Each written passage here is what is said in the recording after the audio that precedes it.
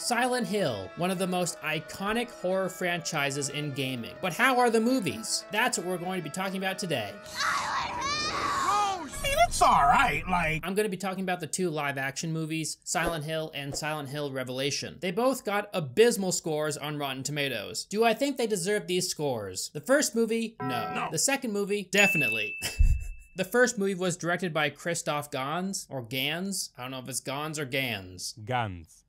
He also directed a movie called Brotherhood of the Wolf. It's a pretty fun movie for those who haven't seen it. And it took Christoph Gans 5 years to obtain the rights to make the film. He was given the rights after he sent Konami a video of an interview describing how much Silent Hill meant to him. He also sent them scenes that he made himself based on the games. Basically, this guy loves Silent Hill. And I said, yeah, and it's one of the most absolute fear I ever experience in my whole life. And I think that shows in the first movie. I think it's a blast. I mean, I'm gonna go over it in more detail pretty soon, but yeah, that's my overall consensus. Apart from Ring of Fire by Johnny Cash, every piece of music in this movie is directly from the game series. The film is supposed to take place in West Virginia, but it's kind of funny because all the townspeople have Canadian accents. The movie starts with a woman named Rose Da Silva. She's played by Radha Mitchell. Radha. I hate pronunciation.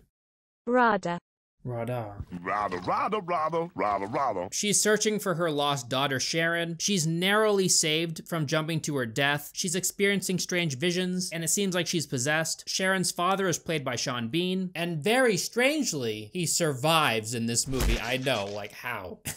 His character is named Christopher Da Silva. In the game this film is based on, the protagonist was a male named Harry Mason, and his daughter was Cheryl Mason. In the opening scene, graffiti in an underpass spells the name Cheryl as a tribute to the game. Christoph Gans gender swapped the character as he believed the journey to rescue the beloved child would be more believable if the protagonist was a mother, which led to some accusations of sexism against the director. In the beginning of the film, we get a scene of Rose talking to her daughter Sharon about how she talks about a place called Silent Hill in her sleep, so they plan on going there together to find out why she's having these dreams. Very normal behavior.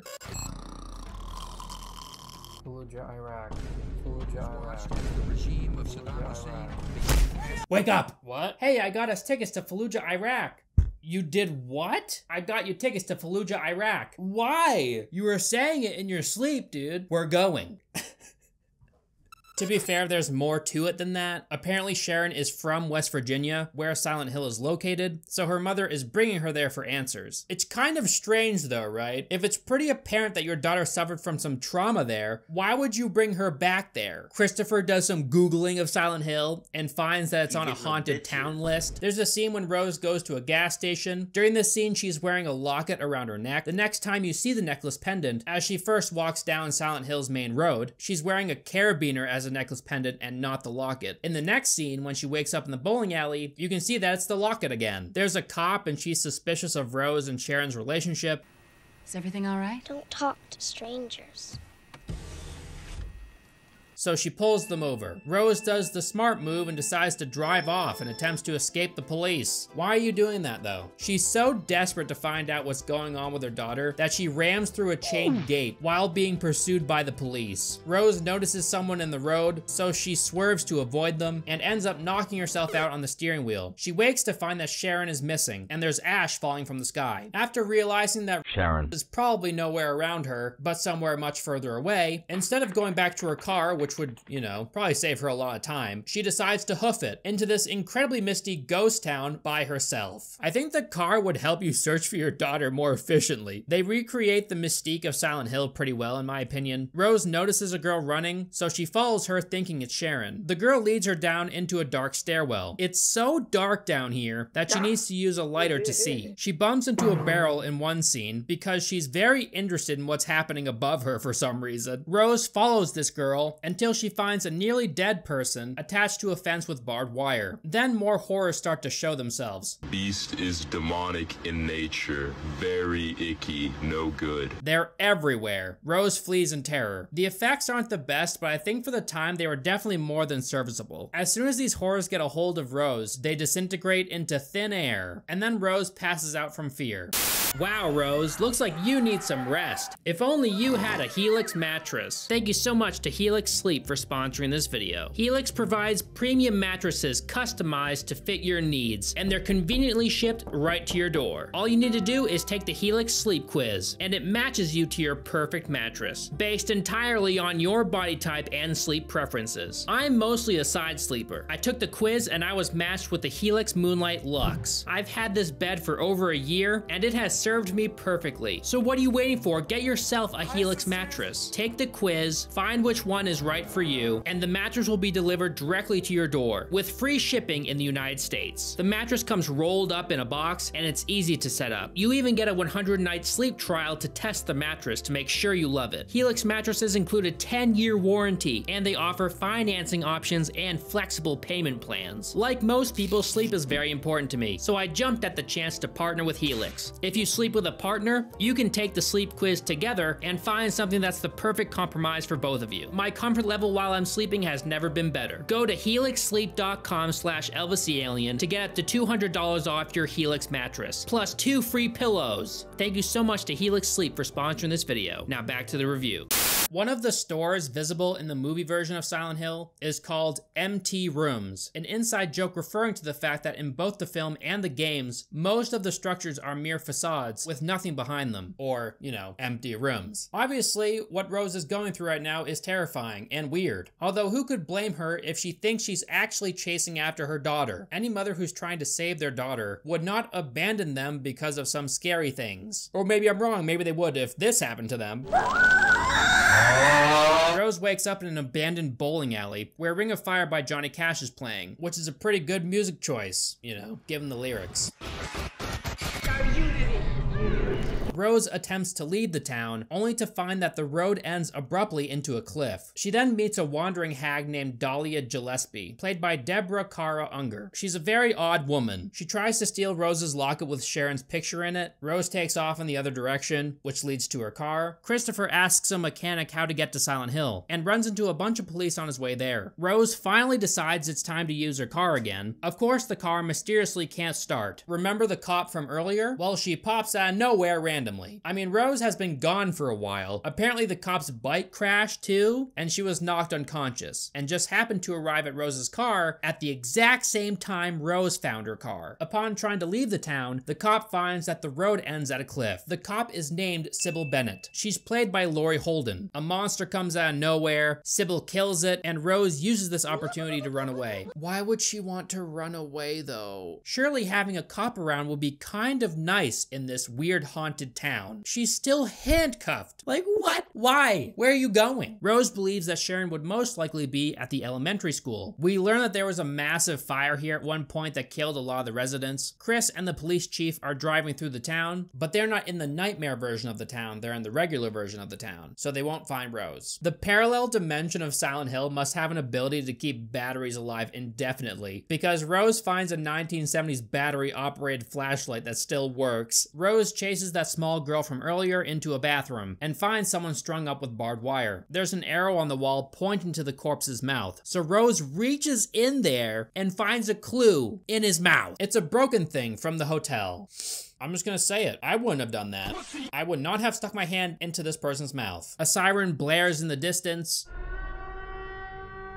The same siren that could be heard when Rose was attacked the first time. It basically just means the nightmare is taking effect again, and the monsters are gonna come out. The walls of the bathroom stall start to peel off like skin. It looks pretty bad, but the next part is legitimately creepy. This guy with his legs tied up crawls into sight, and he creates these like vein things that grow on every surface. A bunch of insects are summoned. Rose runs away and spots Sharon at a desk scribbling away before falling into an open area. Pyramid Head appears from a door with a wave of bugs, and Rose rushes away. In this room where Rose encounters the girl scribbling, the cult symbol from the games can be seen on the wall behind her. Chris searches for her in the alternate dimension of Silent Hill. He recognizes her perfume in a hallway where she currently stands in the haunted dimension. It's a nice touch. Sybil pulls Rose to safety. They're closed off in a room as Pyramid Head cuts a hole in the door and allows bugs in. The nightmare then dissipates in front of their eyes as the world around them returns to normal, but they still remain in this alternate dimension. It's just just in this dimension, the monsters are summoned with a siren, and then after a certain amount of time, they're called back. Rose is convinced her daughter is at the hotel, that this random object that she found the guy's mouth points to. Kind of a reach, you know, but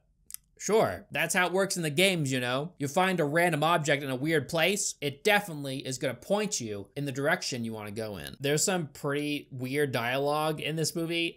They used to say this place was haunted. I think they were right. Really? Whoa! You don't say.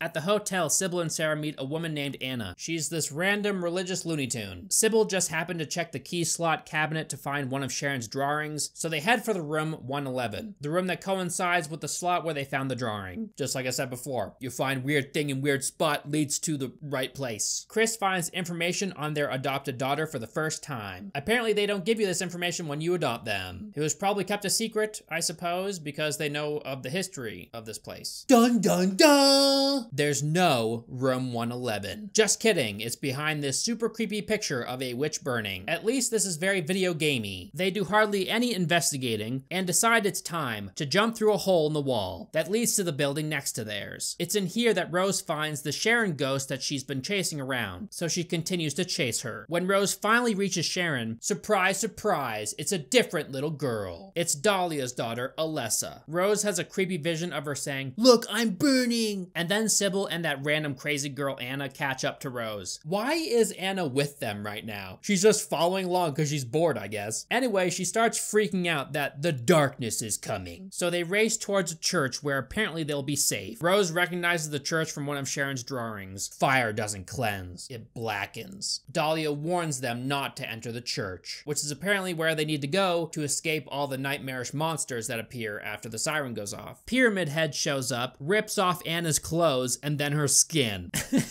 Like, you couldn't rip off skin like that. It's brutal, though. The person that played Pyramid Head, Roberto Campanella, wore 15-inch heels to make him close to 7 feet tall. 15-inch heels, that's like this big. So big-ass heel, dude. And then it's Sunday service in hell for a little bit. These religious fanatics are led by a woman named Christabella. Chris visits the orphanage for some answers. He wants to know why there's an old photo of a girl that looks identical to his daughter. Turns out something awful happened to her 30 years ago during the fire. The church people tell Rose that she'll have to face a demon to find her daughter, so she agrees, and they lead her to this demon. Sybil is like, "Bro, that's insane!" And Rose goes, "No, I need to face this demon." After all the shit she's seen, I'd probably believe this too. This religious lady catches a glimpse of Sharon's picture, and so the churchgoers turn on them. Sybil helps Rose escape on an elevator that drops 2 billion feet into the bowels of hell.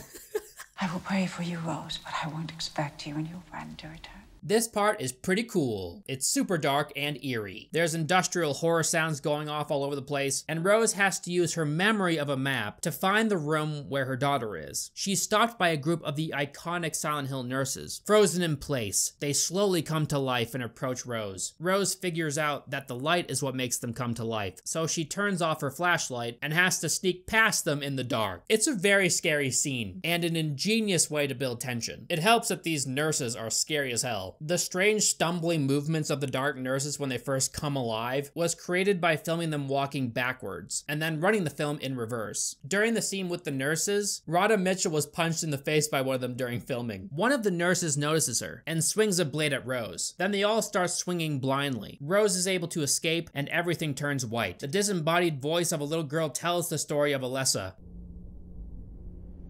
I'm over here stroking my dick. I got lotion on my dick right now. We learn about Alessa's awful past, her abuse and neglect. We learn that these crazy religious people tried to burn Alessa alive because they believed that she was a source of evil, a witch. Alessa barely survived the burning. The haunted parallel universe was created in Silent Hill from Alessa's built-up hate and a promise from a dark spirit of sorts to torture those who brought pain onto her. I promised it would all fall into her darkest dream. This dark spirit is like a part of Alessa that sought to protect her. There's a nurse in the room caring for Alessa, the same nurse from years ago, and I gotta say, she's looked better. Oh, you have something in your eye. It's pretty great how they filmed this part with the nurse facing away. Her clothes are strangely clean and her hair looks immaculate, when in contrast to the disgusting room around them, it has a really bizarre and haunting feel to it. Alessa's dark spirit tasks Rose with getting payback on those that repel her in the church with their faith. It turns out that Dahlia had Sharon in her possession all along, and Christabella and the other religious fanatics finally find out, and they break into Dahlia's room. In the original script for the film, Rose was supposed to take Sharon to a faith healer, since Sharon was terminally ill and beyond medical help. The medication doesn't work. They would just end up in Silent Hill by chance. In the game, Harry Mason takes Cheryl to Silent Hill for a vacation because she suggested it. The cultists decide to burn Sybil because she's obviously a witch, lol. All cops are witches. Christabella just loves preaching to these people. This movie has a pretty cool underlying warning against the harm that groupthink and cults can cause. I would like to say that this is an extreme case, but I'm not sure that's true. The cultists in Silent Hill have been trapped in this alternate reality for 30 years after Alessa was burned alive. Given that the water supply likely dried up years prior, and crops obviously can't be grown in this hellish otherworld, where did they get food and water from to survive all these years? Rose shows up to stop things. She screams, "Your faith brings death!" Christabella stabs Rose. The blood that drips from the knife carries Alessa's curse, and it infiltrates the church. The blood pouring from Rose only strengthens Alessa's presence in the church. So Alessa is raised into the church with barbed wire so she can personally face the people that wronged her so she can exact revenge. She does this by shoving barbed wire up Christabella's pussy and rips her apart from the inside. Alessa is able to heal Rose's wounds. You might be thinking, oh, how did Dahlia survive all these years, you know? She's been out and about with all these monsters crawling everywhere. Dahlia is immune to the dangers of the fog world and the other world. This is because Dahlia is the mother of Alessa, who controls these worlds and is still loved by her. Rose is finally united with Sharon. The haunt ends, and the only people left alive are Rose, Sharon, and Dahlia. Dahlia sits there and ponders why Alessa didn't take her with the others, and Rose responds, "Mother is God in the eyes of a child." A quote from earlier in the movie. Rose and Sharon leave Silent Hill. They return to Chris, who is sleeping on the couch. Rose and Sharon remain in the other world, where Chris can't see them. To add to the accumulated filth caused by her character's journey through Silent Hill, Radha Mitchell did not wash her hair through the entire filming. She must have felt so gross by the end of it. Centralia, Pennsylvania was the inspiration for the movie adaptation. In researching the different elements of Silent Hill, screenwriter Roger Avery came across this town, an almost abandoned town with a 40-year-old coal fire burning underneath it. The majority of the creatures in the film were actually taken from the Silent Hill 2 game, despite the film being based on the first Silent Hill game. The Grey Children and the Creepers, or the monstrous insects with human faces, are the only monsters taken from Silent Hill, while the Dark Nurses, Pyramid Head, and the Armless Man are from Silent Hill 2. Colin the Janitor is the only monster in the film who is an original creation, and does not come from the games. His character was conceptualized the day before his scene was shot. So yeah, this movie has a lot of problems, but it's also really fun. It has so much creativity pumped into it, and overall I think Christoph Gans did a pretty good job bringing Silent Hill to life. Now for the second movie, Silent Hill Revelation. 3D. Oh god. Silent Hill Revelation 3D is not nearly as good as the first movie, and the first movie is overall pretty average. So let's jump into the pile of poop.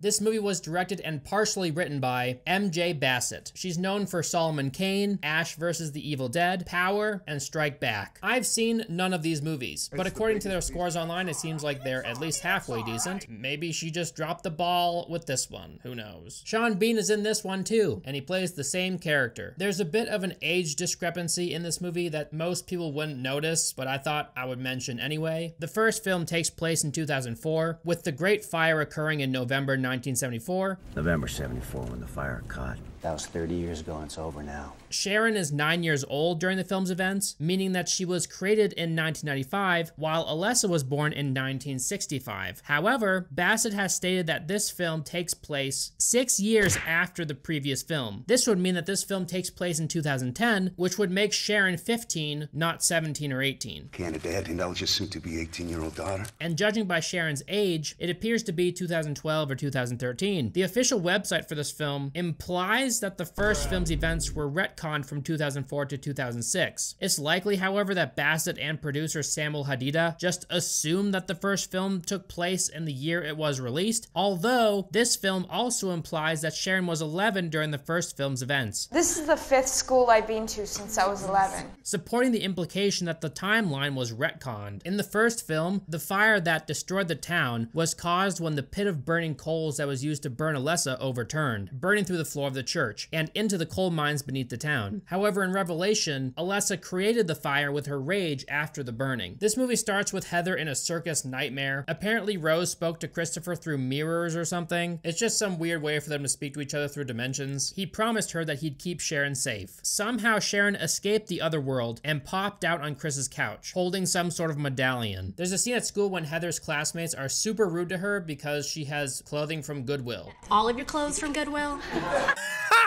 Poor. How dare you be poor? Also, Jon Snow is in this. Kit Harington admitted trying to play the Silent Hill games for research, but he quit because they were too scary for him. However, he also added that he didn't need to play the games as his character bears very little relation to his game counterpart. Heather has like this weird nightmare vision in the school. She's like being called back to Silent Hill, basically. She has even more visions in a mall. She's being followed by a weirdo with a fedora. Turns out he's a private investigator hired by the Silent Hill cult to find her. This monster with blade arms attacks them on the elevator and kills the private eye. Heather receives her trademark vest on her 18th birthday and does not meet Douglas until a few minutes later. But when his wallet is found on his corpse, it contains a picture of Heather wearing the vest despite the fact that they only recently met that very day she got the vest. Vincent, or Jon Snow, just happens to be there with the other onlookers at the crime scene. He notices and follows Heather. There's a psycho old man on the bus where Vincent and Heather speak about dreams. It's just another thing to prove that I'm going crazy.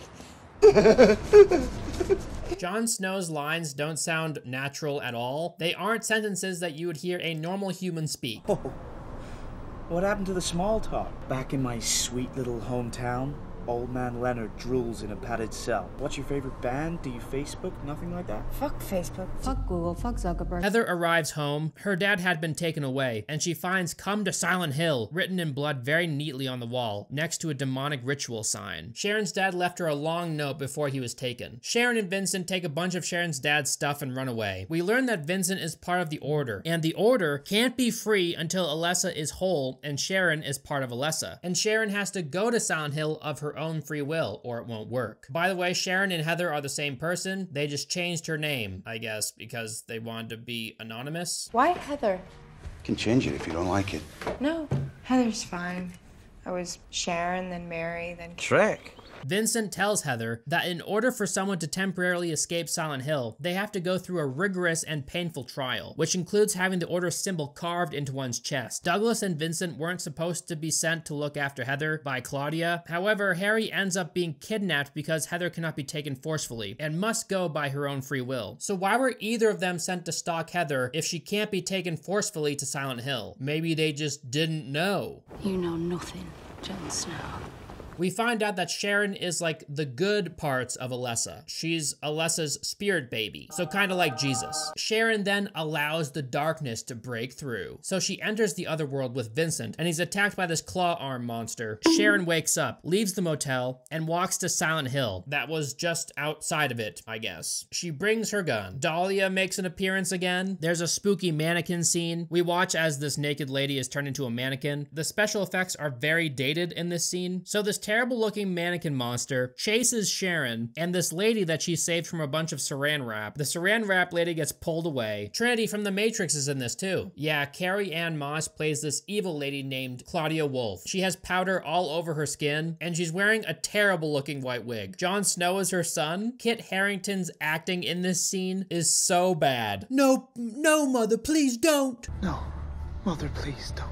The cult shown in Revelation, despite apparently being the same cult as in the first movie, has an entirely different set of beliefs that is almost completely opposite to that of the original cult. The first film shows that Alessa Gillespie was burned alive as a witch, due to the cult believing that she was sin incarnate because she was born out of wedlock. In Revelation, however, the cult burned Alessa so they could perform a ritual to impregnate her with a physical incarnation of their god, knowing that she would survive the fire. Initially, Bassett claimed on his blog that the Order and the Brethren were two separate cults. The Order is the name of the cult in Revelation, and the Brethren is the name of the cult in the first movie. However, this is contradicted by Vincent's statement in Revelation that the Brethren are the most fanatical members of the Order. We call them the Brethren, most devout servants of the Order. Sharon is attacked by a monster, and the makeup looks great here. When you compare this scene to the VFX used in previous scenes, it's night and day. This looks awesome, but then take a look at the mannequin scene. Yeah. They do the whole video game thing in this one too. Sharon has to find a key to a room. She goes there and then spooky things happen. Malcolm McDowell is in this movie too. He plays a blind man named Leonard. She asks him for help. She hands him the medallion because he's blind, thinking that he will recognize it with his fingers and give her some answers. Obviously, this is an act of desperation.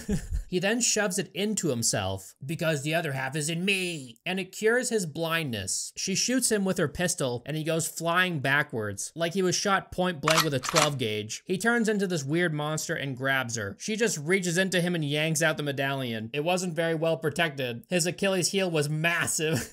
Pyramid Head arrives and starts chopping the arms off of prisoners. Sharon slips away unnoticed. Vincent is brought into a room full of nurses, and they honestly look awesome. They end up killing the two men that bring him in here. It seemed like they were very ill-prepared to deal with these nurses. They have like shock batons that do absolutely nothing. Sharon slips in and asks Vincent where to find her dad. She's way too calm in this scene.